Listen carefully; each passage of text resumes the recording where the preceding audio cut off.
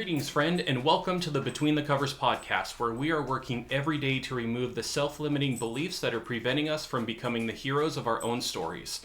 I am Marcus Spar. You're probably going to be hearing Odin here in the background because he's made a brand new friend here today, and he will not settle down. And I have with me a very special guest. I have the Democratic candidate here for the House position that's opening up in our legislature, John Duresky. Hello. So thank you for having me. Yeah, thanks so much for being here. Yeah. I've never done a podcast like this before. I did a virtual one, but this is the first time I've done one of these. Yeah, so Central Washington is the 4th Congressional District. I'm running for the U.S. House of Representatives. Thank you. I greatly appreciate you clarifying that because my brain just turns into mush as I'm trying to remember all this stuff. So one of the things I've already had a podcast wholly devoted to just talking about politics, but I didn't actually have a politician come on here to join me. And I have not been shy about criticizing what is going on politically and just the heinous crimes that are being done with those who are in power right now. And so I wanted to have this opportunity to speak with John, and we can just talk politics and then go into my usual hero study questions. Okay. Does that sound good to you? Yeah, that's great. Yeah. So to go ahead and start off, what made you decide to run for this position? Yeah, so this is a favorite question of mine, and I tell this story on the campaign stump, so if it sounds a little practiced, it's because I've told it a bunch of different times. The short version of this is, last year, I was very much just a regular guy. I was working at my Hanford field office job. I was a project controls officer in federal civil service, and I got the fork in the road emails. Now, that was the Elon Musk Doge stuff, so to speak. Mm-hmm. And then, so the first one came, and we're like, nah, I'm not doing that. It seemed really sketch, for lack of a better way to put it. Like you've never seen a government email like this, where they're just throwing stuff, and there's no rhyme or reason or limitations. It was just like, send us this email if you want to quit. And so I didn't do that. Yeah. But the wife and I talked about it, and last year I turned 57, which is the minimum early retirement age for a civil servant. And we kind of looked at the numbers and did whatever everybody does, and we kind of decided if they offered that again, we would take the offer. And so that's what happened. They had a deferred retirement program, and I accepted it. The next day, I was in the truck at a Griggs Ace Hardware here in town. Yeah. Listening to a podcast. I was listening to The Next Level on, it's a Bulwark podcast. And Sarah Longwell is talking in the podcast, and she's talking about this being a wave election.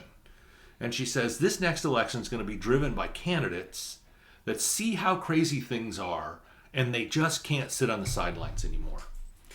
And it's rare that this kind of thing happens to you, but at that moment, I realized that she wasn't talking to an audience, she was talking to me.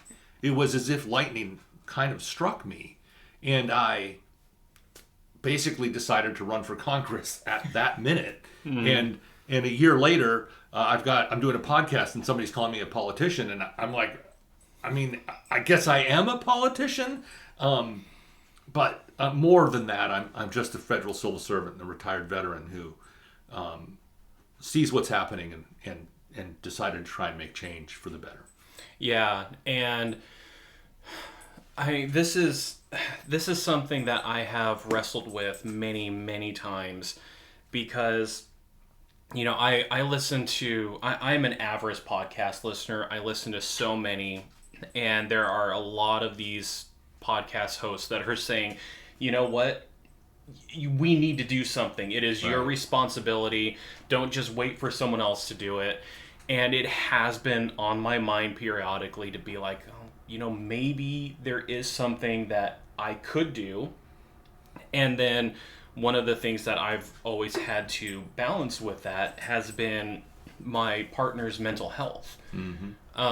Because like even us having a small business based out of our own home where people can like go online and they can actually find our address and everything. Yeah. That's some stuff that Libby gets so anxious about and is so concerned. So I've always found it challenging to balance that, you know, at what point is this an action that I can take, and at what point am I going to be seriously impacting the mental health of someone very important to me. So hearing that you receive the call and you're like, I'm gonna do this. Let's do this. I mean, I commend you for that kind of transition. Yeah, but I want to talk about that for a minute because, frankly, a lot of my life is now public record. You have to file disclosures for all of your, you know, your financial records. You have to. You have to get sniffed and licked by a dog. You have to get sniffed. Oh, then you're such a good puppy.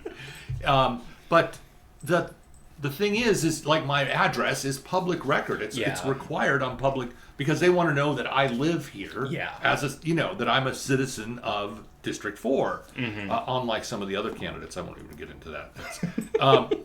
But the point that I'm making here is that my wife is kind of like yours, also a very private person, and she's never going to be up on the dais with me. She's not running for Congress. Yeah. To be clear, I am, and we had to have a discussion about how that would work. Yeah. So that was, I think, a very important thing in the process of doing this to make sure we both knew.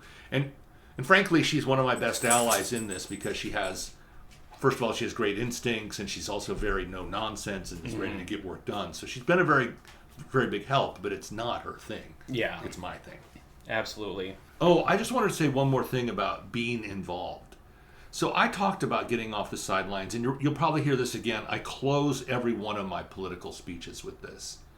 And I'm telling everybody, you can get off the sidelines. And sometimes that means I'm out looking for donations because running for Congress is all about raising money. But we have something called a precinct committee officer that's a crucial cog in the political party machine. And so many people want to get involved and they want to do this stuff. Those precinct committee officers are manned at something like 10 to 25%. Those are people that I would rely on to know their neighbors, to know where we can go door knock, and find a sympathetic ear to voting. This is how we build a ground game to get to the voters. And if our ground game doesn't have the manpower from the beginning with the PCOs, then we are stuck. We're already behind before we even start. And so people want to get involved. Getting involved means going to your local meeting. Getting involved means finding out what volunteers they need. It means kind of doing the work. It's not glamorous. Those meetings aren't necessarily exciting, but they're super important for how the party functions. And I don't see it. I don't see enough young people. Bluntly spoken, I don't see enough minority people. And I know that the PCO slots are banned at, like I said, 10 to 25%. And that is one of the ways that this becomes an R+10 district, is because we're not putting the people in the roles to kind of be competitive.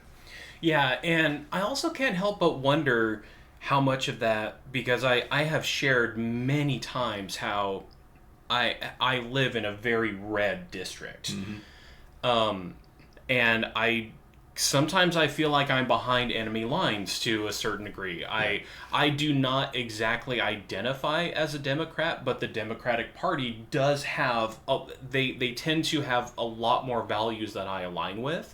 And so, you know, it has been, oh man, I think ever since the first Trump presidency, whenever I get a voter's pamphlet, I will start looking through, and it's like, nope, that's a Republican. Not going to vote for them because I've seen what they've been doing.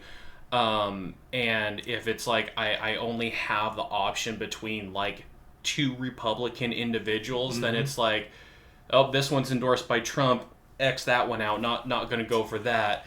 And like I have shared with some of my friends and with Libby in the past that if I were to go back in time to my teenage self and say, hey, politics is going to become a really big deal in your life, I would look at myself and be like, you're a crazy old man. What the hell are you talking about? Yeah. But the one thing that, like, because I met you at one of the town halls that you had done here, and talking about just getting out there, talking with people about this kind of stuff. A friend of mine was the one who invited me. I didn't even know it was happening. Wonderful. Because I am so out of the loop on like things that are going on locally here. I'm very much a stay-at-home kind of individual, and I listen to podcasts that do talk more about the national spectrum of things instead of the local. And so it was a great opportunity for me to meet you, meet your campaign manager, meet a lot of other people who my values do align with. And in fact, I was surprised at that town hall that there was a retired doctor who had asked you a question. And as soon as I looked back at her, I'm like, I think that was my primary care provider from like way back when. I didn't even realize I love the small townness of the area. I run into this all the time. Yeah. So while we are talking here about politics, because again, I have not been shy about my disdain for what's been going on. We're talking the tariff wars that Trump has been doing. We're talking about the ICE raids they even had ICE in Portland, and things are getting even worse in Michigan and everything. The loss of the Affordable Care Act. What are some of the things that for our friend here, if they are someone who is a part of this district, what are some of the things that you're going to be like really pushing for politically? It's a great question. I want to make a couple of other comments, though, about what you were saying. One is, I would like to make politics boring again.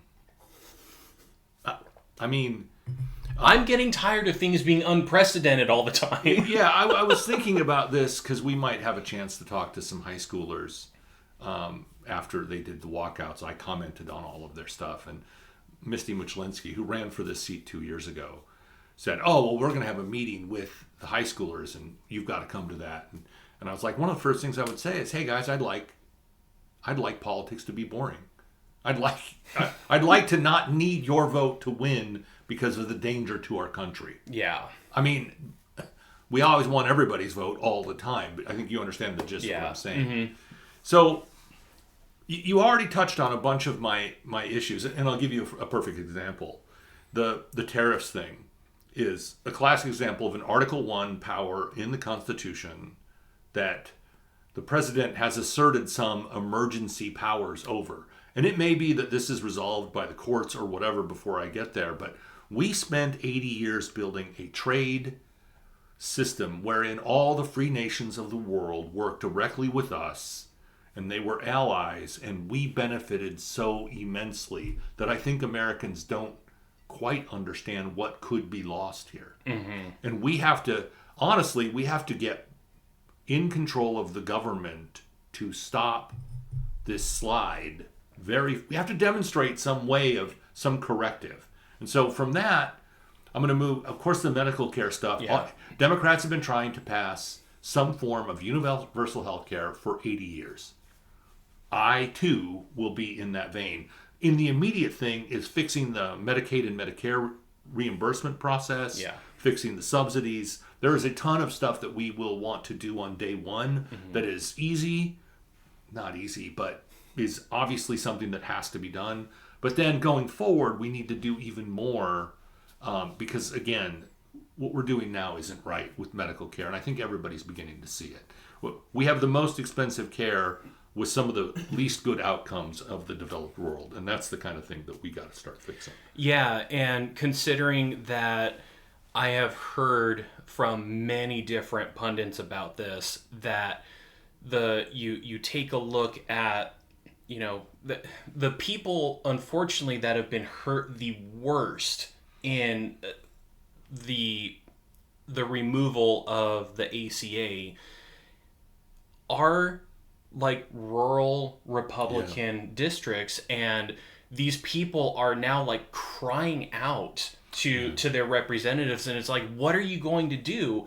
And the GOP comes back with nothing. It's funny. I want to mention this because there's a couple of different things you've said, and I think this all ties in together. The other day, Miss Robin, my wife, asked me this question, and she said, "Why are the farmers conservative and Republican in the first place? Whatever happened that made them that way?"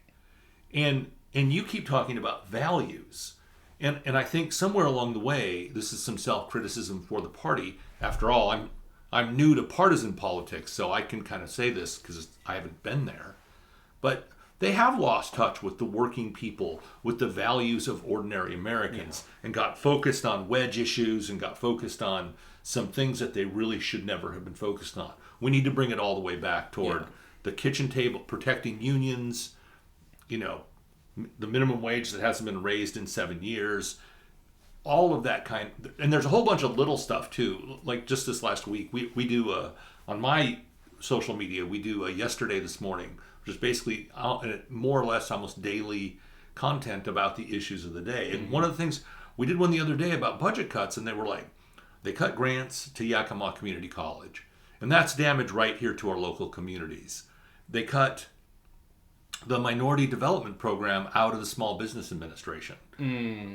This district's 40% Latino. I mean, that cuts right at our, you know, our economy, our community, and it cuts people off the knees. People doing the right stuff, doing the work, building their businesses. We have a way to help them, and the GOP just slashes it. But then you take that back to the farmers, and you know, farmers are great beneficiaries of our infrastructure, of our trading environment, where we help develop markets across the world, have good markets for their crops, and then low tariffs, and they're also getting squeezed by monopoly power in their industry, which the GOP is the opposite of helpful with. The GOP is giving those giant tax breaks to the billionaires, and they're just expanding their market and their control over these small business farmers. So it's a good question, but it really does come down to value. The GOP is great at messaging. I think the Democrats are better at government, but the GOP is great at politics, and they message this to death, that these people don't share your values. And I'm here to say, as a guy who's worked since I was 11 years old, and understand the value of independence, and understand that these people have worked hard and just want a fair shake, I think we can get back to a kind of a fairness situation with these farmers. Yeah, and I like what you're saying there, because one of the things that I've tried to remember, because I was shattered when Trump won the last election, because I was like, you see everything that they're doing, you see everything that comes, you just listen to what comes out of his mouth, and it's like, how can people support someone like this? And then one of the things that came up afterward was that the GOP is, and I even asked you this question at that town hall, was they're great at telling a story. They're great at connecting with people through stories. Right. And that is something that a lot of these political pundits that I listen to, they have said over and over again. It's like the Democrats need to get better about telling a good story and connecting with the people. And I'm all about stories. Yeah, you know, me too. just the whole premise of this. You know, you even said that you're a storyteller, and so I said, okay, from one storyteller to another, Right. here's something I want to ask you. Right. And the stories that are I just wish it was easier for us. And I totally get what I'm saying here, because my grandfather was one of those people that lived just outside of the Yakima area. Mm-hmm. And if he ever heard you say, I wish something, he would say, well, wish in one hand, piss in the other, and see which one fills up faster. I thought it was shit in the other, but... I mean, I think he was being a little more PG with us when we were younger. But it goes... Either way it works. But it is that thing where it's like, if we were to take a look at the actions of the people in power right now and take those to what the words are that they're saying, the stories that they're sharing, mm-hmm. I mean, it's like, I used to be Republican, mm-hmm. because I was a very hardcore conservative Christian. Mm-hmm. Evangelical, you could even say. And so it's like, just based on what I was raised with, based on what my family and everyone was valuing, it's like, nope, it's the Republicans. They're the ones who represent us. And the more I'm seeing it, it's like, they're not. No. They're really not. And it was even mentioned in your town hall about someone else who had a very similar experience of being like, we need to be more open to people who used to be Republican and say, hey, we've got space for you here. Yeah, I mean, look, I swore a pledge, an oath to the Constitution 37 years ago. I was 19. I raised my right hand. And those words mean something to me. Mm-hmm. And so the story here is that my role, my duty, is to every voice here, every person.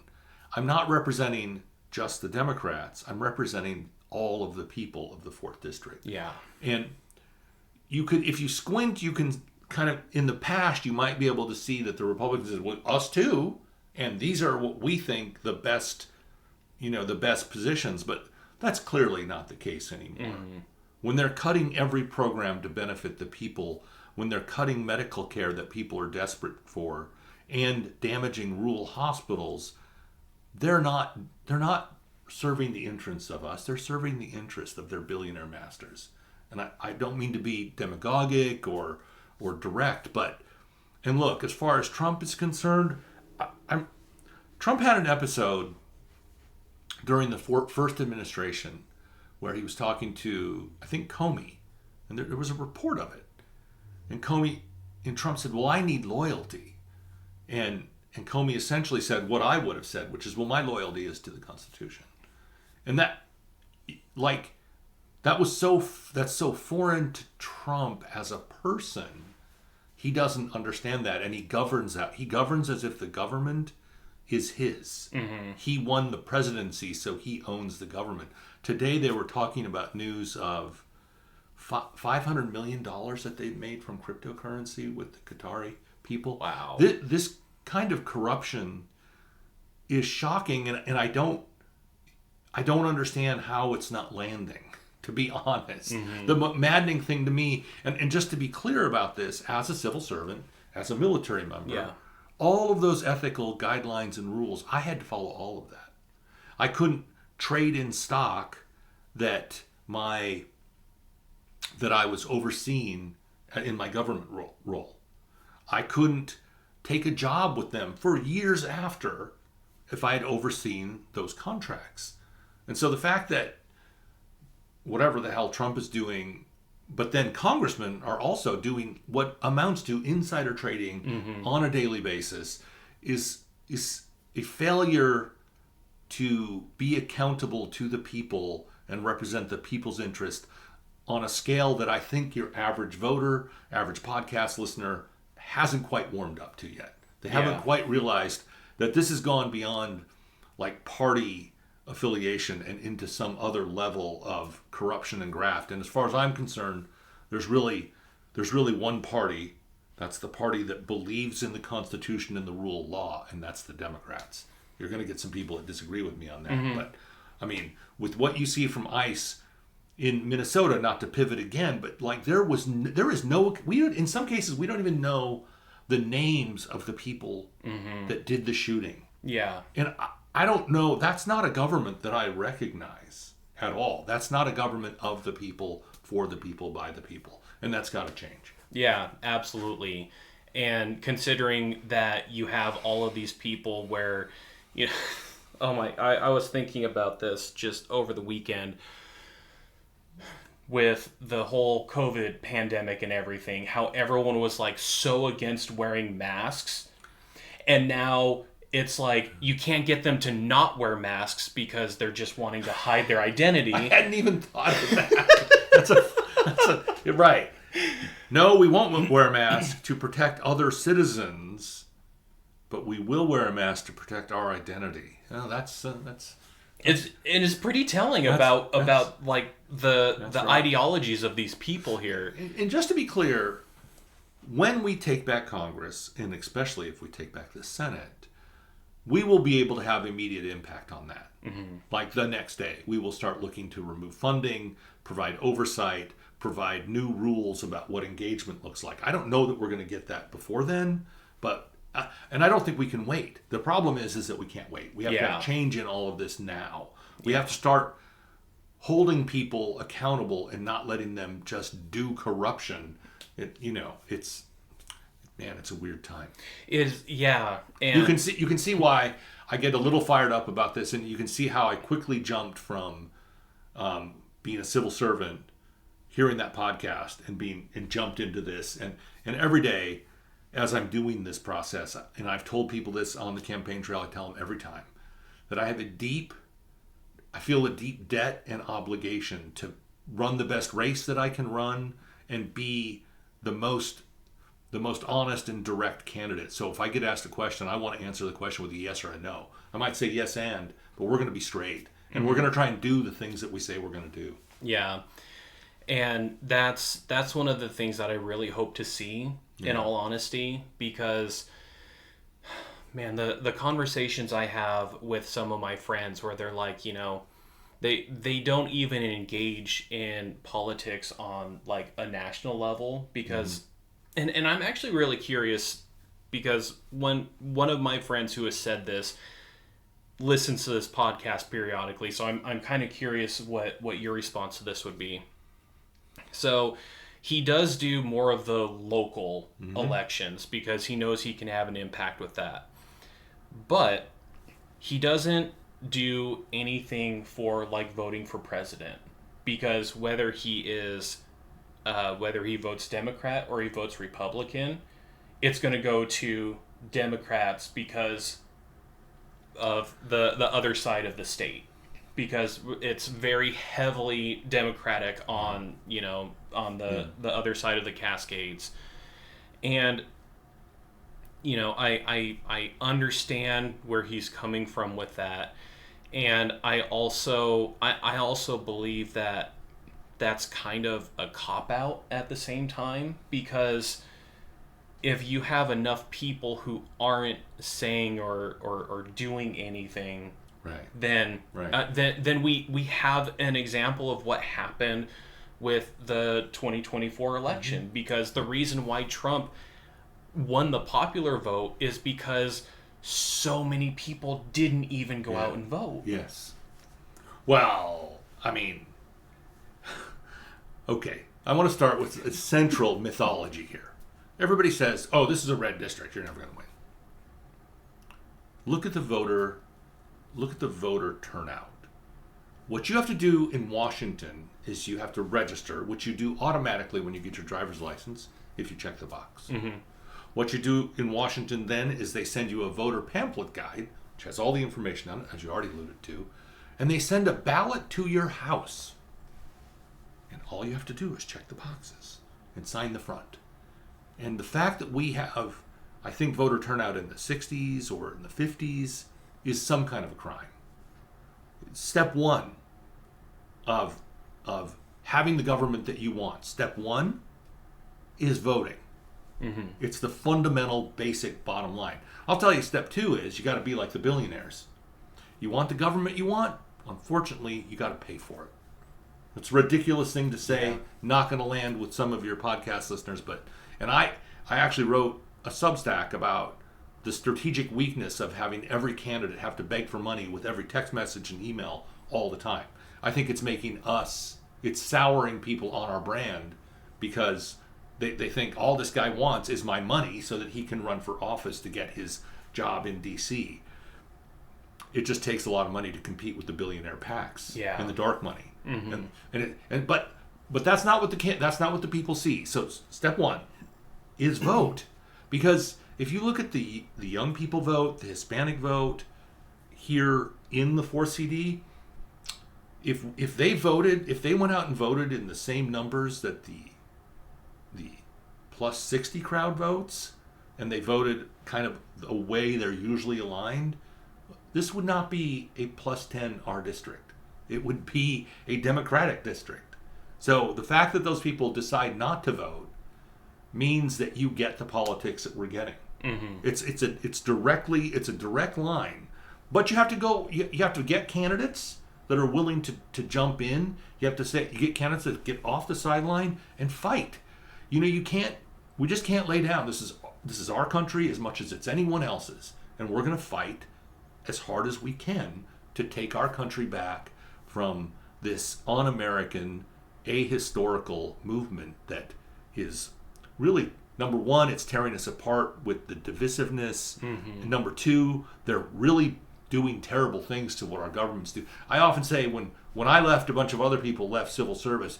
Another thing the voters have not caught up to is how much damage Trump has done to the administration. And got it. You can watch a TV. Yeah, Trump bad. But it's so much deeper than that. Yeah. The damage runs so much deeper. We've lost centuries worth of experience just here at the Hanford Field office. Imagine if you amplify that toward every office everywhere. So it's man, you got to vote. You got to vote. I don't know. I mean, otherwise you don't get to complain either, by the way. If you're not voting, then you shouldn't really then come back and say, well, this isn't very good. I mean, that's the minimum. It's the minimum. Yeah. It's the minimum entry fee. Yeah, and I have tried to be very very judicious in how I've interacted with some of these people, where it's like there is a lot of complaining, there is a lot of grousing about what's going on, but then they didn't do the bare minimum of just going out and voting, and it's like, check the box. Yeah, and it's that kind of like what you're saying. It's like, if you don't, I mean, let's face it, if you don't vote, that is a vote. That's a vote. It's 100% a vote. Yeah, if you don't vote, you're still voting. Yeah. But we're at that same time, we might not necessarily be seeing the people coming into these positions who are really going to represent us the way that we would like to be represented.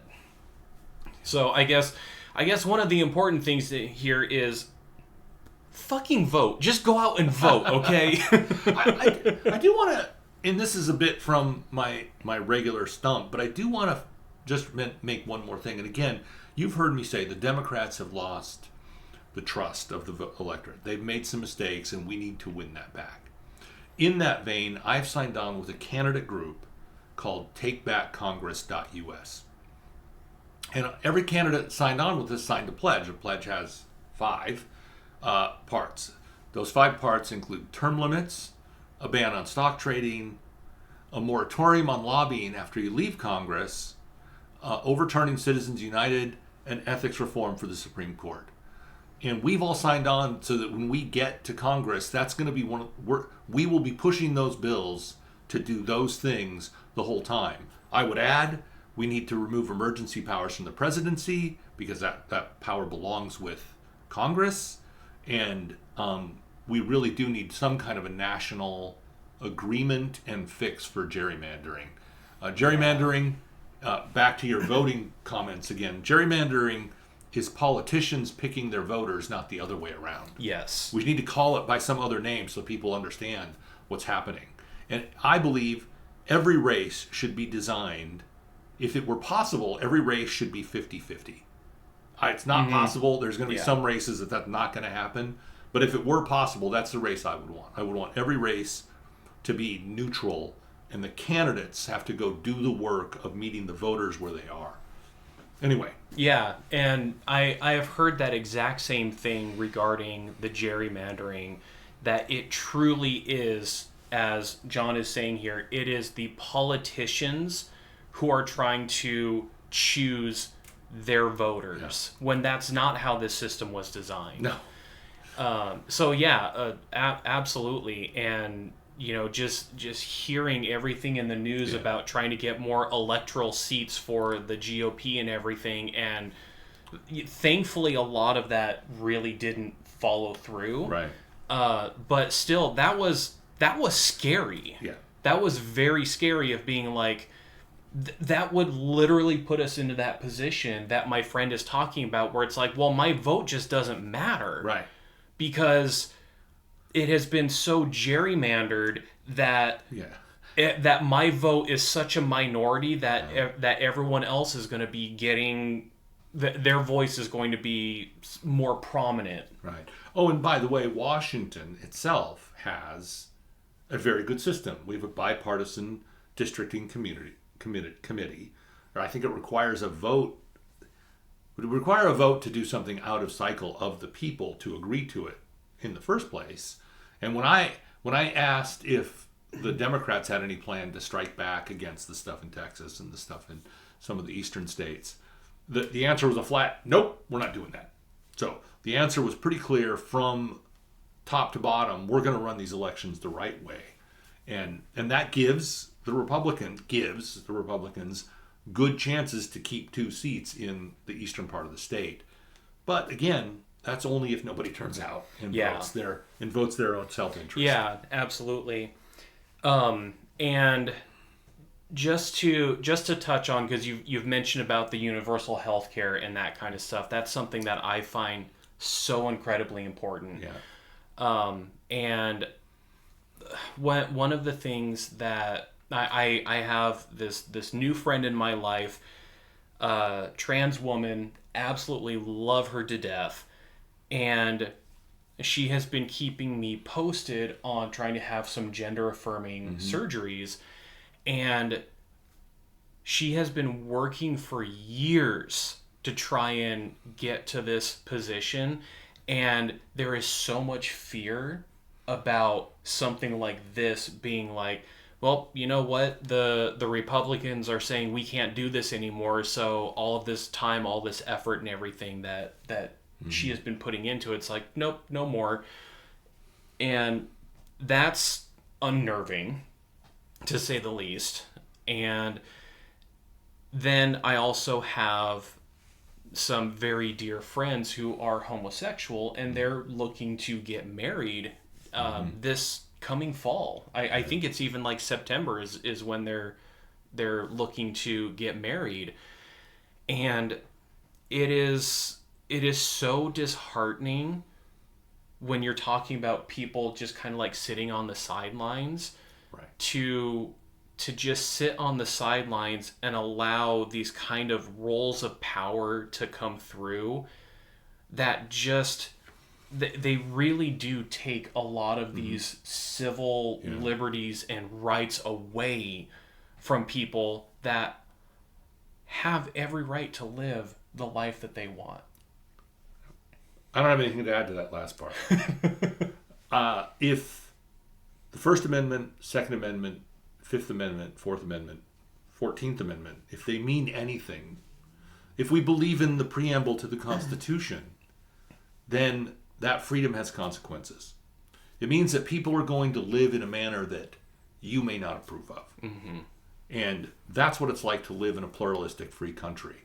And I can't believe I'm saying this, but it turns out that the Republicans really are the government, the party of big government. Yeah. Republicans are the party of big government, not the Democrats. The Democrats want to stay out of your life. They sure as hell want to stay out of your underwear and out of your bedroom. And the Republicans, in every way possible, have demonstrated that they are not the party of small government. Yes. of liberty, of freedom. And again, freedom has consequences. A lot of my conservative friends want the freedom to own firearms. Second Amendment says they can. But it also, the First Amendment says pretty clearly that your right to free expression and personal expression is equally as important. And so I really have never understood the homosexual thing in particular. There's just no excuse for that kind of behavior anymore. We know too much about how you get there, and to even have any comment. If people want to live as their authentic lives and be married to each other, the government has absolutely no role in that. Mm-hmm. I guess you could say I'm for small government whenever possible. Yeah. And you bring up a really good point with that, because that has been one of the talking points of the GOP, is that they are the party of small government, and then as soon as they get into the power that they have, oh no, it's not small government anymore. They are just rolling with as much big government powers as they can. Yeah, you don't get any bigger government than unaccountable people shooting people on the streets and hauling long-standing community members away for after they changed some little rule that allows them to do that. They've lied right to their electorate the whole time, and it's time somebody hold them accountable. Yeah. And accountability is one of the things that we need so much more these days. Roger. Oh my goodness. I'm ready to move on to the questions, but was there anything else about politics that you wanted to... No, I think in the process of the conversation, we kind of got it all in. Just make sure, you share my website, and tell if listeners want to follow me on Facebook, and we're putting out content there on TikTok and Instagram all the time, and YouTube. So I'd appreciate the follow. I'd appreciate people sending me an email or whatever. We're very open. We want to hear from the people. And also, if especially if you're here in Central Washington, if you want me to come have a town hall, or you want to have coffee with me and hear what I'm about, reach out. I'd be happy to do that. And it took all it took was sending an email, and just I received a business card, and I sent an email, and then I called and I left a voicemail, and here we are. That's right. That's right. I even shared how this is the first time I've had someone who's not like a dear friend of mine that I have known for 8+ years sitting in the same room doing one of these podcasts. And so it's just a thrill, and I'm so glad that you're able to take the time to come out. Everybody always says this on podcasts in interviews, and I always think it sounds disingenuous, but as I'm sitting here doing this with you, I kind of understand. I'm like, oh, it's been super fun. I really enjoyed it. Yeah. And you're like, it is actually quite a bit of fun. Yeah, it really is. And there's something special about having the in-person dynamic as well. Yeah. So we're going to transition to my hero study questions, and these are questions I ask every single person who I bring on for these interviews. And the first question is, would you give us a brief snapshot of important moments in your life? I didn't actually get these questions before we started, so I've kind of been thinking about them as we've been talking a little bit. I meant to email them to you in advance, or like send them in a text, and time just got away from me this last week. So. It's no problem. So one of the key things to understand about me is that I'm a master networker. I build groups, relationships with people very fast. I remember things about people. I notice details like your Nuka-Cola thing. It's a great example of and it's authentic because I played Fallout, and I love Fallout too. But it's just something it's in my head. I've got like a file system keeps track of people. Why? Because when I was a kid, we moved all the time. We lived in Mason City for 9 years, but we moved 3 different times while we lived there. But one of the most first important snapshots is between my sophomore and my junior year of high school, my dad got a promotion, and we moved from Fremont, Nebraska to Torrington, Wyoming. And so in the middle of your high school career, Air Force colonels don't have to move when their kids are in high school. They get like a special exemption. Mm-hmm. But here I was, moving between, and that's a very traumatic time to change schools. But because we'd already kind of moved to a bunch of different schools, I was already sort of accustomed to building that network, making friends. As a matter of fact, no, I can't. I'm not even sure I can tell this story. This is so 1986. I will tell this story. So it's 1984, and my soon-to-be best friend Chuck and I have finished lunch, and we're kind of sitting out in this waiting room, and I kind of look over at him, and he's sitting there, and like, "You must be new here too, huh?" I'm like, yeah, we just moved here. He says, "Oh, what's your name?" And I'm like, "Adolf Hitler." Without missing a beat. And I don't mean anything by that. It's just a dumb joke. Yeah. And Chuck said, "Oh, well, I'm Napoleon." So, and we were immediately best friends. Mm-hmm. But the point that I'm trying to get to is that moving around thing would follow me the rest of my life. Yeah. As I changed jobs and did all this different stuff. And that skill of making new friends, building long ties with people, it served me very well my entire life. There's another big moment. So I started the Air Force as an enlisted man. I worked B-52s and B-1s. And there are two important moments that come from this. One, and I'm not going to get into the details of this right now, but the bottom line is I witnessed the B-52 crash up at Fairchild Air Force Base in the early 90s.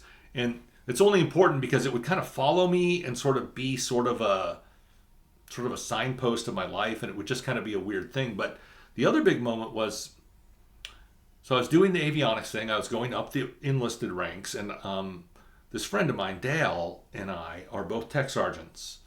And we're sitting at the tool crib, and we're looking at the military pay scale.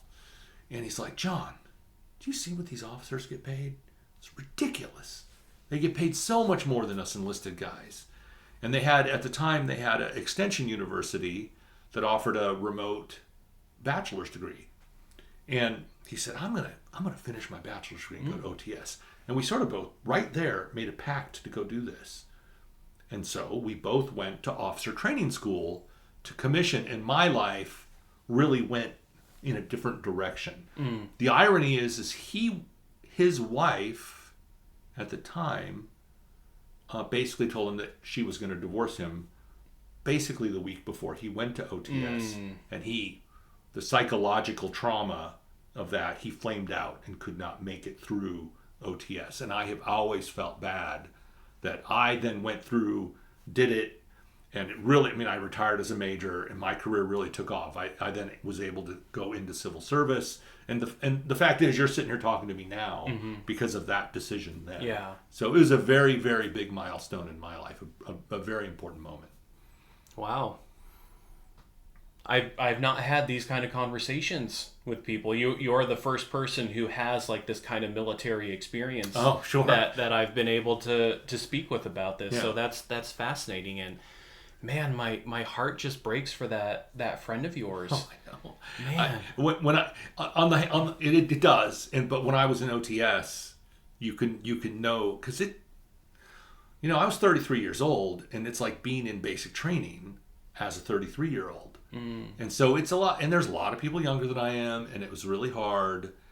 But for those days that you want to quit, you just have, you kind of, Dale pushed me on. I'm like, no, I'm definitely going to go through and do this. So, yeah, like I said, it's been an absolute, my career really took off. Very interesting, very awesome since doing that. I've no regrets. I'm really glad I pushed through. Yeah, and I have not had the experience of like constantly having to move around a lot. I know there are some people close to me who have gone through that. Yeah. My stepmom has her youngest was in the Army, and so kind of went through that with his family and everything. And I have heard so many times these stories of like, you finally feel like you're getting your roots in somewhere, and then you just get uprooted, move somewhere else, and it's like you're having to start over again. Well, I want to say a little more about this since we're kind of on it. I did not know as a young man how much sacrifice my family would have to make, how much they would have to pay for this. Robin's career has not been what it could have been had we just stayed in one place. Now, when we move to a new area, she's a certified medical laboratory technologist, so she has what most people would consider to be a good job. But if you arrive at a new area with that skill set, they're still going to put you on the night shift, or the worst shift that they have to fill, and that's where you start out. You have to start out at the bottom every time when you're raising a family and your dumbass husband's going on deployments all the time. It sort of makes it very difficult. I had no idea, but Robin herself, from when we were married, when we were first married to where we are now, I remember when we moved to San Antonio, she was like at some child event, and she basically took 4 of the moms and said, okay, this is going to be our new play group. And you just get used to going after people and saying, we're friends now. Yeah. Yeah. And, I find that really interesting because I work with a lot of male presenting individuals. And one of the things that we constantly talk about is how hard it is for a lot of these guys to make solid friends. How hard it is for them to, I grew up, I was born in the 80s, grew up in the 90s, and there was you connected with other men and boys through sports, through cars, through combat, that kind of stuff. Yep. And it was always like a competition, and we weren't really taught to be vulnerable. Yeah. And for someone like me who's naturally empathetic, it made me a very odd duck, we can say. And even the friends that I have now, I have known many of them since like 2018. These are the friends that I play Dungeons and Dragons with like almost every other weekend. Every single Monday we're getting together to play some games online with our 2 gay friends. Sure. One of my other friends comes over every Tuesday now. We're starting a new game based off of the Phantasy Star tabletop role-playing game system that I picked up and I'm just obsessing over.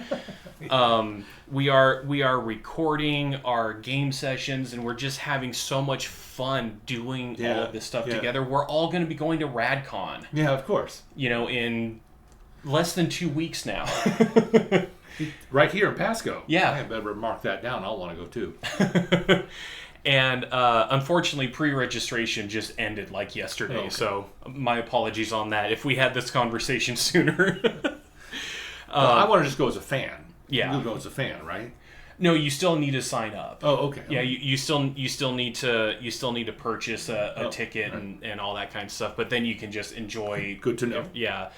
But these people, I have said over and over again how I wish I met these people like way earlier in my life. Right. Because I can't imagine my life without them now. Right.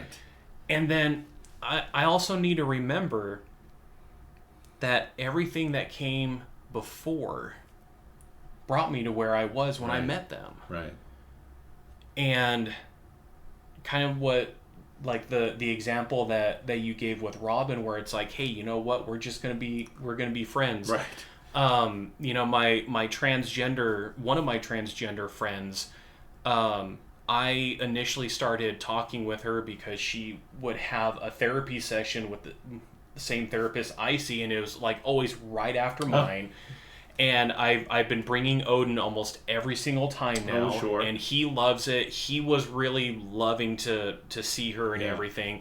And then I just kind of, I'm a perpetual wingman for one of my friends because he wants to be in a relationship but is really struggling to find someone. And I'm like, you know what? Maybe this person could be that. I didn't know that she was transgender at the time. I didn't want to make that assumption. Right.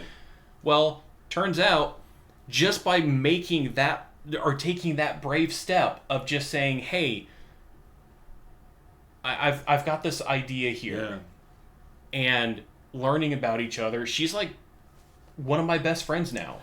Yeah, it's all about finding your tribe. Yeah. I mean, I have a saying here: once a friend of John, always a friend of John, and he who dies with the most friends wins.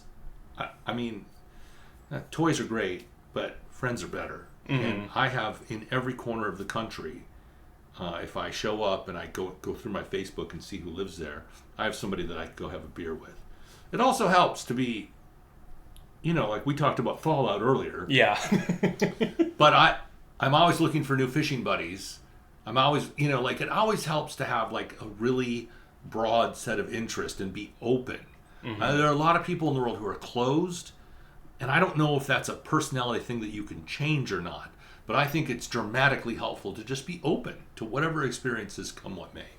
Yeah, and we could get into a whole conversation about being introverted versus being extroverted, and there are dynamics with that.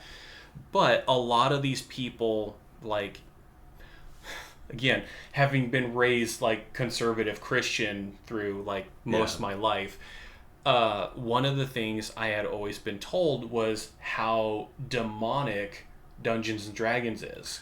Right. And so it's like, there's black magic and incantations and demons and blah, all this kind of stuff. Yeah. And then as soon as I actually got into it, what did I discover? It's this incredible rule set for collaborative storytelling. Yeah, I was just going to say, it's storytelling. Yeah, so it's I didn't understand that, actually, because when I started playing, I tried to play a little bit as a younger man, and it's not for me. It takes too long, and I'm too impatient. But but it is collaborative storytelling. That's exactly what it is. And if you get the right group, you can turn those stories into books, and people will buy those books. Yeah. I mean, it really is a cool thing. It's funny. I guess I wouldn't have guessed in this world how much it would come back, but my sense is it's really popular right now. It is very popular, and I would not have met these friends had I not gotten out of my own self and been like, you know what? Yeah. I'll just try this D&D thing, and it has turned into one of my all-time favorite things. Wonderful. Yeah. Yeah. And like I said, find your tribe. Absolutely. Everybody has to go find their tribe, whatever it is. Yeah. For sure. So my next question is, what is something in your life that you have had to overcome? That's an interesting question for me, because frankly, I was born with a lot of privilege, if I'm being totally honest. Mm-hmm. But everybody faces adversity, but that's not what I'm talking about. The short version is I flunked out of college the first time around. And so, I was 18, college. I was working full time. I was going to college on a full load, and I was partying full time. And it turns out one of those things is too much. And so it turned out the academic stuff went to the side. And that's how, at some point, I had a situation with a job, and I remember my parents said, well, you can't just, And so I went to the Air Force the next day, joined the Air Force. And it gave me both the direction and the discipline as a 20-year-old or 19-year-old that I really needed to get me going in the right direction. And so that was really the big one. I could make a joke here, though, that I think would be kind of funny, and that is I've always considered myself sort of average in every way. I'm kind of, just the average guy. But the average guy shows up. Mm-hmm. The average guy that learns from his mistakes. The average guy that kind of, persists and just keeps saying yes. And that's not much to overcome, it probably sounds like, but that's the story. And yet, if you think about some of the most, say, prominent and influential heroes, they're the everyman. They are the average person. Right. Well, I think the word is, the actions matter more than the person. Yes. This is the classic, it's not the size of the dog in the fight, it's the size of the fight in the dog. Mm-hmm. And, that's a kind of an area where, I cannot tell you what things I already told you, how much important it is the building a network, being kind to people, and showing up. And those are things those are things that are almost free. Mm-hmm. You don't have to do that much to do that. And so, the question is about overcoming, and we've had plenty of that. I mean, when we had our son, I was a tech sergeant, I think, in base housing, and we were so poor that we could have qualified for food stamps because, just one income at the time. And I was myself, my parents, were very young when they had me, and I lived in a trailer court for part of my life, which is no big deal. It's just the way, it's what they could afford. And so, just like I said, showing up and doing the work every day is the real key, I think. Yeah. And I have definitely seen that with what you've described as having your first job when you were 11. My first job was at the age of 14, and that was me and my twin brother having a paper route. Oh yes, that was my first job as well. And I've been working ever since. Yeah. And, even when I was working to get my bachelor's degree, I was holding like 2 part-time jobs there for a while until that got to be too much. So then I propositioned one to give me like a minimum hours every week so I could quit the other. And that definitely made it easier. But these are, again, we're privileged. We are, and I have mentioned that many, many times. I understand the privilege that I have. Yeah. Being a white cisgendered American man. I got to tell you a story about this. Yeah. So my favorite thing to do is take people on fishing trip, because just like this podcast here, you sit down next to somebody in the truck, maybe not quite this close, and we can make it a little closer if you want. and you go on a drive, and sometimes that drive would be 3 hours, to where you're going to go fishing. And you just get to know a guy. Well, this one time, I was working at Stratcom, and this guy was always looking at my pictures of the walleye. I said, "Oh man, that looks so cool! I want to catch some walleye." And I took him fishing. It just so happened he was a black guy from Baltimore, and he talked about how when he was growing up, it really looked like The Wire in his neighborhood, and so we're talking about how when he shows up, he has to work twice as hard as everyone else. Has to kind of be perfect. Yeah. And we are saying the mere opposite of what we're both saying. I'm saying, I test really well on standardized testing, and I keep showing up and keep saying yes, and so I keep getting jobs. And he is saying, I have to work twice as hard as everyone else.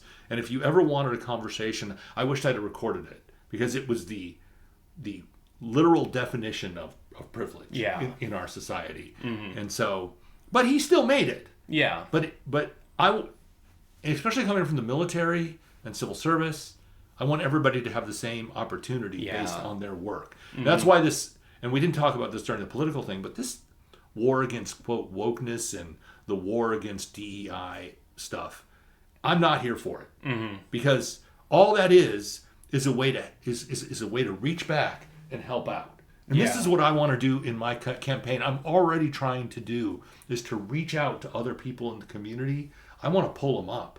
I'm not just running for me. I'm running for other people that aspire to this job after me. I'm running for people who've been in the communities doing the hard work. And so I just have no patience for that. I know what I look like, but it's not how I feel. Yeah. And I describe myself as a xenophile. So I love all these other cultures and people and everything like that. And I'm in the same boat where it's like, I live in a white suburban neighborhood here in southeastern Washington, and it doesn't take me that long, or I don't have to go that far to see like some of the apartments where there's like a larger majority of minorities living there, and it's like, it doesn't have to be that way. Right.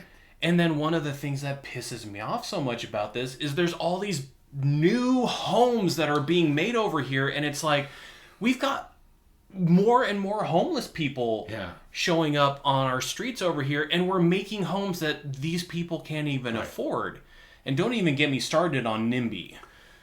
Oh, I'm definitely a yes in my backyard person. Yeah. And I've read the policy on this, and the bottom line is, I think there's a government program here, not to switch all the way back to politics, but right now I'm going to want to know how much money we are making off of people that are repaying student loans and first-time home buyers, because we have the ability to give those people a hand.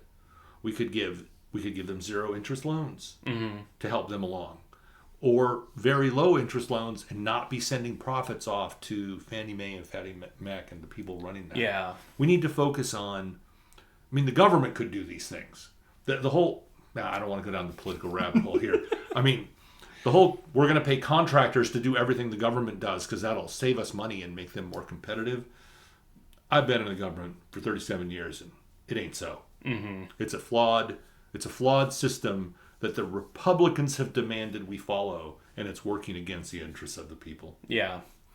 Not to go all political on you again. Sorry. No, that's totally fine. Again, I try really hard not to have my podcast turn into nothing but, me grousing about politics. Yeah. That's kind of the society that we're living in, though. And, it is the unfortunate dynamic of the capitalist society that we live in. It's all about the bottom line. It's all about making as much money as possible, and we tend to make those profits off of the backs and the shoulders of other people, 100%. and we don't even recognize that in a lot of cases. In fact, you like so many things that I've seen like on YouTube and online and stuff talking about, Karens and these people that are like really entitled. I feel like all of the jobs I've had in customer service have really helped me not to be a self-entitled prick, because I have met that guy. I have met that guy. I know how hard it is to be in one of those service roles. And so it's like whenever I'm going into a situation where someone is in a customer service role helping me with something, I try and make things as easy and lighthearted as possible, because you don't know who was just cursing them out, even just moments before, or who's going to be coming up later doing that exact same thing. Yeah. I could go down a rabbit hole on this topic, because people that yell at, complain about, kvetch about the minimum wage worker at the fast food restaurant that's so mind-boggling to me. Here are people who obviously almost nobody wants a fast food job. If you could work somewhere else, I am certain that they would. And here they are working in some of these jobs where the demands on them are among the highest labor. Other than the people working in the fields, are some of the hardest working people that you're going to meet. And they have to deal with the most angry and unpleasant people. And I have nothing but sympathy and respect for them. And by the way, I like to eat at those places. I appreciate the actual work that they're doing. I like to eat at Chipotle. I like to eat at McDonald's. McDonald's is an easy place to grab a lunch once in a while. And the fact that we don't treat those guys with respect and act like the shareholder, down a rabbit hole.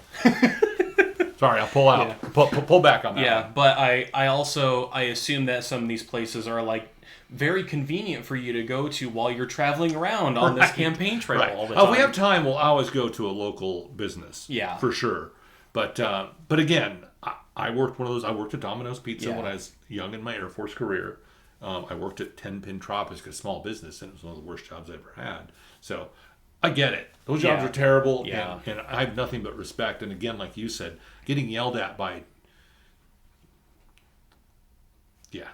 Yeah. In fact, there is a friend of mine who he is a cashier at the Winco. Yeah. That's just down the road.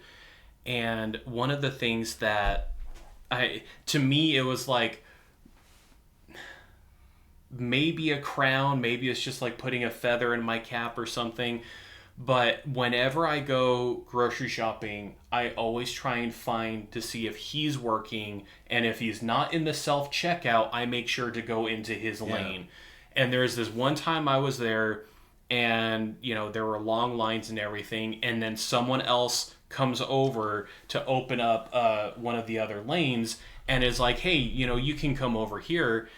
And I'm like, you know what, I would like to stay here, but I understand that you guys want to move people through.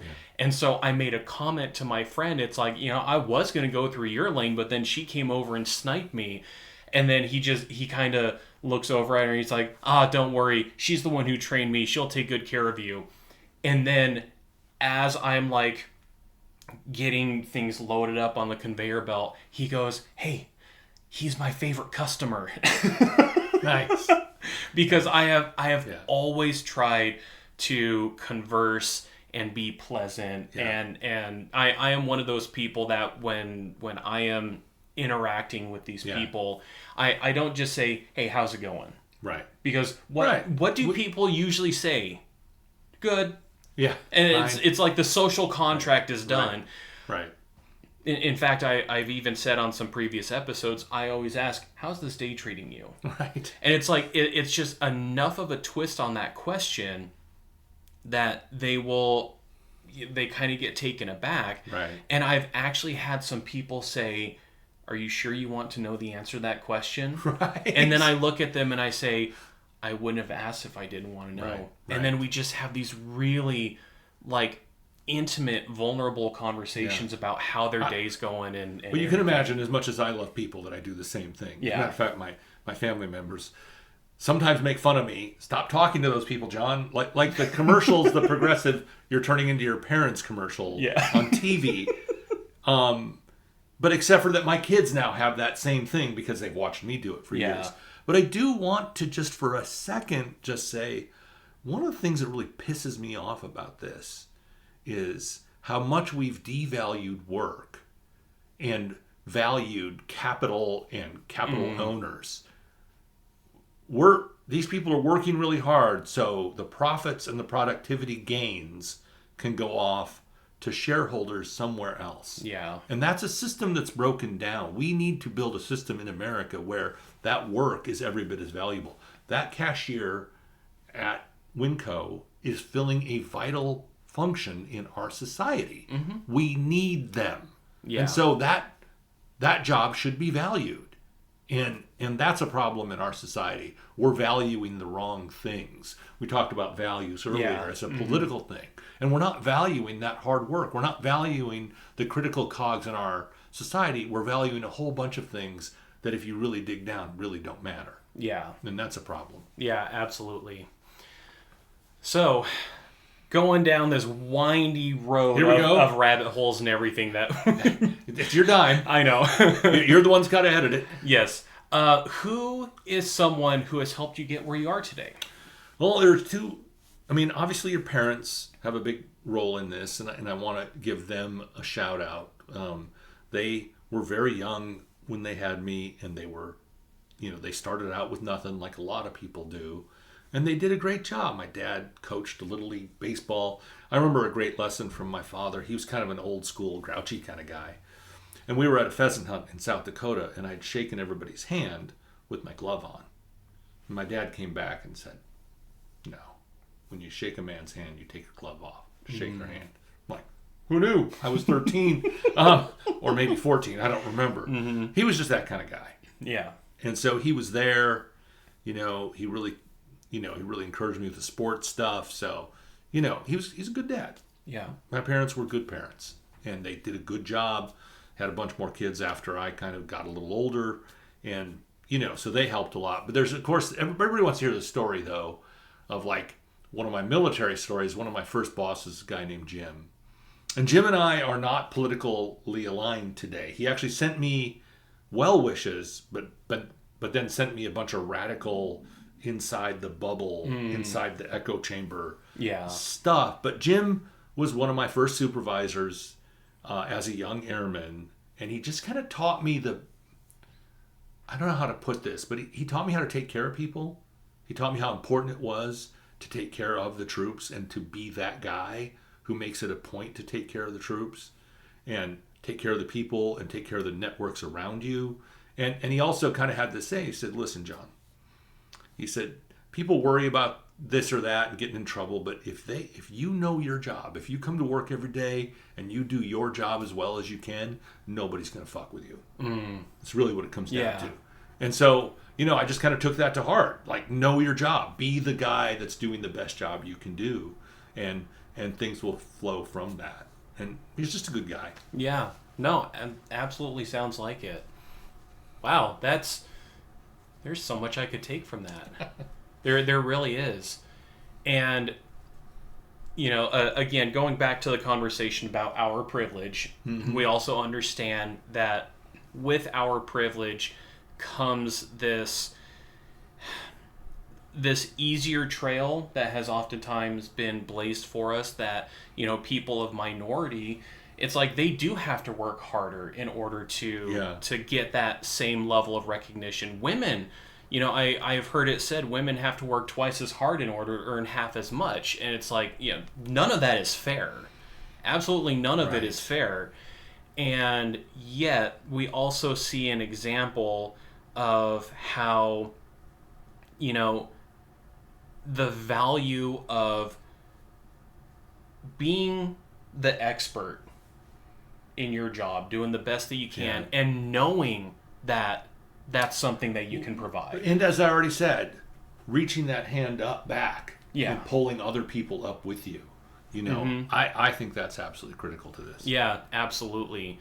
And that's one of the things I try and bring up quite frequently with the conversations I have on this is we're trying to become the heroes in our own stories. Right. Because one of the things with the hero's journey is every hero has their mentor. Mm-hmm. And the more that we step into the roles of being our own heroes, the more we can turn back and be that mentor to someone coming up after us. That's right. Yeah. So next question. What is something that you enjoy doing that you just come to life doing? Well, this is the easiest question on the list, I'm certain. I'm a lifelong fisherman. I have a boat at home, and I just absolutely love fishing. I love being outside. And being outside is how I breathe. I don't keep very many fish. I'm not fishing for meat, so to speak. I'm fishing for sport. Mm-hmm. And I love fishing for smallmouth and walleye, and I'll just get a picture with them maybe, put them back in the water. But it's single-mindedly. It's single-minded. And a lot of times in life there's distractions, there's your phone, there's this, there's that. And when you're on the boat and you're fishing, it's one thing. Yeah. And that you're not, and also, because I come from a very bureaucratic world, the performance of fishing is also singular. You either are doing well and catching fish, or you're not. And you have control of some of those variables, and you can start to fix the things that you're not. But man, when you get into it and it comes together, it's like man versus world situation. I absolutely just love it. And I fished. We did a paddle-in trip up the Boundary Waters canoe area a couple of different times, and that's, you talk about being the hero of your story. You've got to get in shape because you've got to carry the canoe and your gear over these portages, some as much as a quarter-mile long. Wow. And then you're camping, and you've got to catch your dinner every day. And so then you are fishing for food, quite literally. Yeah. And so it's just this. I'll never stop. As a matter of fact, all this political stuff that we've been talking about, I got to tell you, really interrupting my fishing schedule. That is the worst crime against humanity about this. It's a real problem. I can just imagine you in your D&D stuff. If you were in my shoes, you'd be like, I don't even know what a D&D game is anymore. Yeah. So that's my only. I would call it a regret. It's not a regret, but I really don't have time for that kind of stuff in my life. Like when I take time out to watch the Super Bowl next weekend, to watch my beloved Seahawks play football, that will be like that's like time out of my. That's like counts as time out of my schedule. That's how busy I am with this stuff. And I don't mind. It's fine for now. Yeah. It won't always be that way, but it is right now. Yeah. So love fishing though, man. And by the way, you're probably not much of an outdoorsman. I'm just guessing. Yeah, not as much. No, but I have done fishing when my dad would take us. Yeah, but this might as well be the center of the damn universe for this kind of thing. Because there is every kind of fishing available, and if you drive one direction or another, there's even more kinds of fishing available, and you can hike up into the mountains and do the fly. It's so much. I feel blessed would be the word I would use. Yeah. It's just amazing the embarrassment of riches that we have here. And the only problem is the Washington fishing game sucks. I'll take your word for that. They're fine, I'm sure. They're doing a great job. So my next question, and actually before I move on to that, I'm not surprised that was your answer, because fishing did come up a couple of times in previous stories.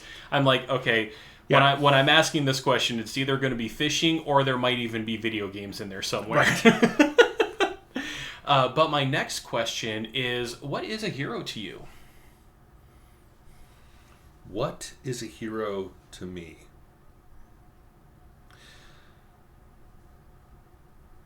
In the Air Force, we're taught something called core values. The day you get into the Air Force, they tell you, integrity first, excellence in all we do, and service before self. And I think living by those values is what a hero does. A hero is somebody who does the right thing, whether or not somebody's watching or not. A hero is somebody, as I already said, is trying to help other people achieve their best. Mm-hmm. And a hero is just the person that does the thing that needs doing. I don't fall into the old style. I'm not a big fan of the great man mythology. Mm-hmm. And as a matter of fact, I think our history lessons have served us poorly.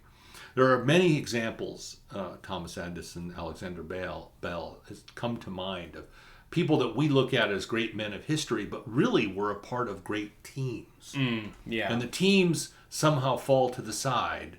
And there are visionaries. There are people who have the vision and take the vision, and they may, you'd have to go back and read between the lines whether those guys were those visionaries or not. Mm-hmm. So a hero can be a visionary as well. But to me, a hero is the guy, frankly, that shows up. Yeah. And does the right thing. Yeah. It's really that simple. Yeah, absolutely. And we actually see a lot of examples of that in literature, in film, of, it isn't I would say the compelling stories of heroes are not those where it's like the one person that shows up and is able to take down an entire army. That's not very interesting. I guess my favorite, I don't know if this is the next question or not, one of my favorite characters in this vein is Samwise. Yes. Yeah. Samwise is a hero that makes like when I'm watching the end of the trilogy, and Samwise is like, I can't carry the ring, but I will carry you. Mm-hmm. You're just like, gah! Mm-hmm. Yeah. Again, all the stuff. He's there, he's doing the hard work, and he's staying loyal and faithful to his friend. Yeah. Can't say enough good things about that. Yeah, and he's like, traditionally, he wouldn't be classified as a hero because Frodo would be the hero. But you take a look at everything that Sam does to support on this entire journey. No, it's like Sam's the hero. Yeah, no doubt about it. In my world, your mileage may vary, I guess. But these, you take a look at anyone in the Fellowship, they would not have gotten where they did if it wasn't for the others in the Fellowship. That's right. Yeah. That's right. Absolutely. And I love that because I'm guessing you're a Lord of the Rings fan, I guess. Is it that obvious? Funny story, I didn't actually read The Lord of the Rings until the first film was getting ready to be released. Oh. And then, I had friends that were really into it, and they're like, dude, before the movie even comes out, you need to read the book. Oh, but before you read The Fellowship of the Ring, you have to read The Hobbit. And so all of a sudden I found myself with a lot of work to do. Yeah, a lot of work to do with not a whole lot of time. And it just happened to turn out that The Fellowship of the Ring was coming out like right around my birthday. Yeah. So it was going to be like a part of the birthday celebration. Yeah. We were all going to go see the movie. And I had this friend, I was borrowing his copy of The Fellowship of the Ring. And for my birthday, he gave me The Two Towers. Ah, yes. And then he that was gifted to me, and he goes, that way you can actually give me my book back. And I said, but I can't give you your book back. I'm not done with it, and this isn't the book I'm reading. Right. Right. That's awesome. It was kind of like, oh. Right. But yeah, I did give him his book back, but it was just, that was so funny. Right. But yes, I do enjoy Lord of the Rings. Yeah. And yeah, Sam is one of those characters I haven't done a hero study on yet, but I would really want to. Oh, I just wanted to say one thing about this, and I'm not going to be able to remember the blogger who did this, but there's a blogger that wrote this long breakdown of the logistics and the military stuff between the movie and the books. And that, I wish I could remember the name of it, but I'm not going to be able to remember. No, it's not going to come to me. I'll see if I can find it when I get home. Yeah, if you find it, you'll really want to read his stuff, because he kind of breaks down, where the movie gets it wrong and why it matters. Okay. Movies and books are different. I don't want to have that argument. But he kind of goes into some points he makes some points about the movies being wrong in a way that leads you the wrong direction to think about the movie the wrong way. And like just one of the quick examples is he talks about the combat. And they'll show a guy hitting a guy with a spiked hammer right through plate mail. And he's like, no, the whole reason you wear plate mail is because that blow isn't getting through. Mm-hmm. And it doesn't matter how magically strong you are or whatever, a spike does not go through that. Yeah. So it's just a funny, but he does all kinds of other stuff too, and it's really good. Yeah. I just don't remember them. But if you're wearing that plate mail and instead you're hitting with like a real bludgeon weapon that dents it in and everything, that's going to have more of an impact. Right. Absolutely. So you did kind of answer the next question. But you're welcome to elaborate or choose someone else, and that is, who is an influential hero in your life, whether we're talking fictional or non-fictional? Just to go on the theme of what we're talking about, because I think there's two that I want to mention real briefly. One, I love Bruce Willis's character in the Die Hard movies, which is a Christmas movie. 100%. What's Bruce? What's his? He says, what's his character's name? I can't remember his character. Oh God.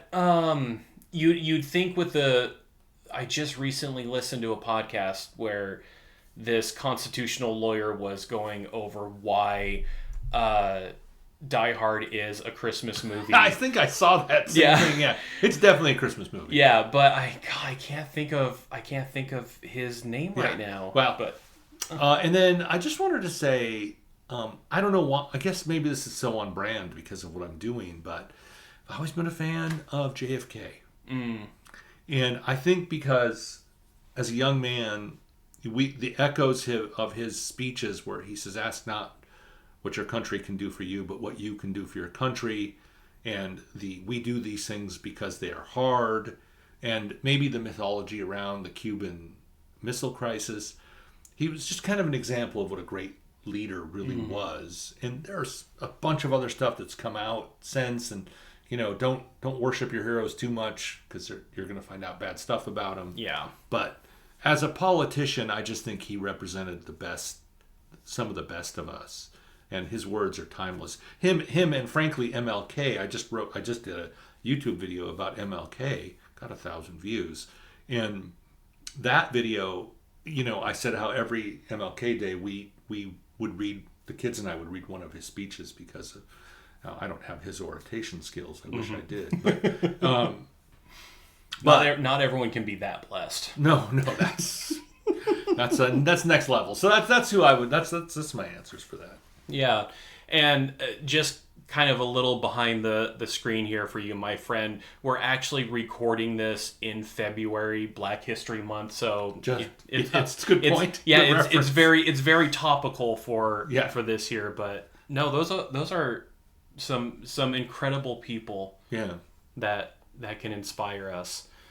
And so my last question is, because we've rabbit holes galore through this entire conversation, and I love them.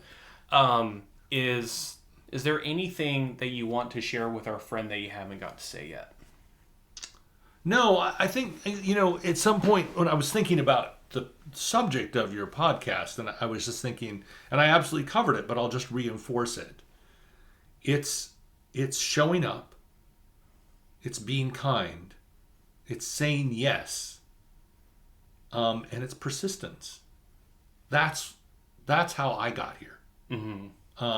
And I will tell, just if we got time, I'll tell a quick story about how kindness and building a network helped. My last job, I was working on the E4B.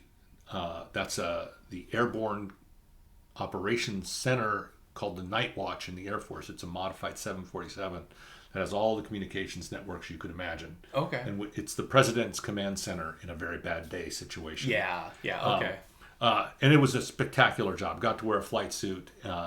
It's almost ridiculous that I got to do this job. And I was in charge of the Air Force operators in the back that were operating the communication systems.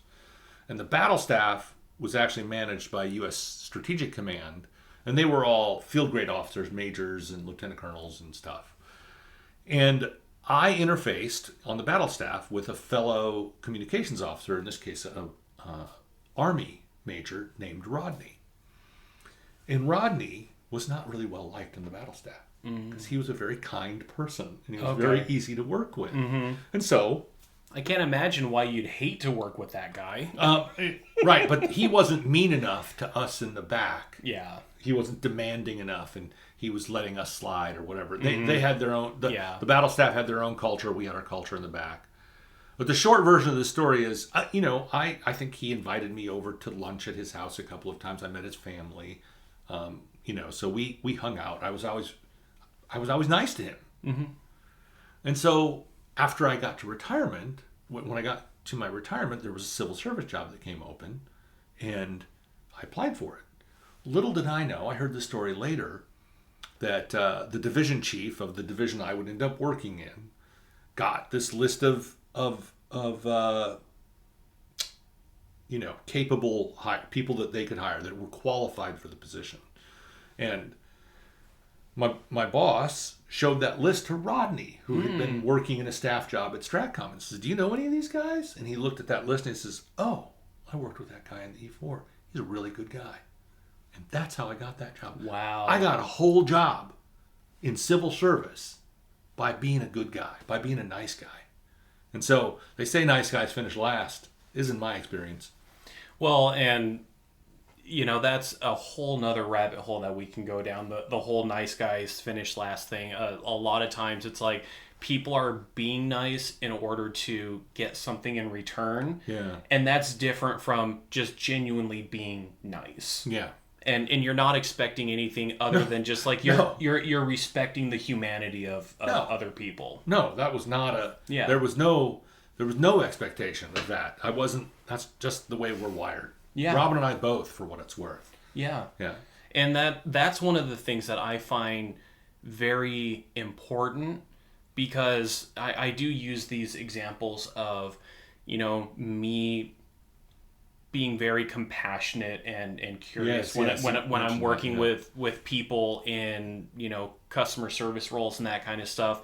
And I'm not doing any of this stuff because I am expecting them to reciprocate anything back. I'm doing it because they're working a fucking difficult job. Yeah. Yeah. And I don't know what kind of stress or anything they're having, and what's the best thing that I can do best thing I can do is be the best kind of person that I can be in that situation. Yeah, for sure. For sure. Yeah. Well, that was really good. Thank you so much for sharing that, John.